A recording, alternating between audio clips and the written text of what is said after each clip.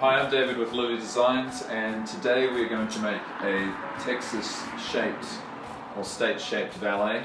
For that, I'm going to use the CNC. So for this, I use the Shapeoko, which has been great for me. I'm going to use that, and we use Vectric VCarve software. So we will get to it.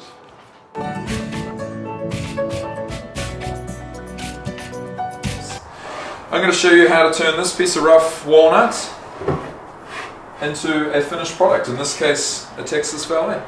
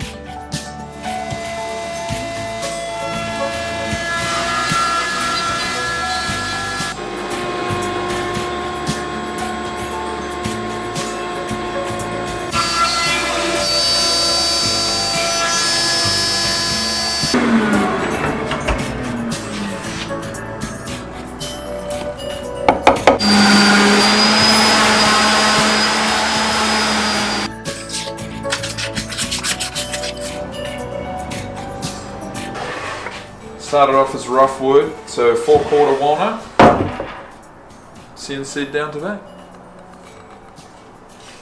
So thank you very much for watching. If you guys have any questions, feel free to comment. Please follow me on Instagram and check out our website at lilydesignswoodshop.com.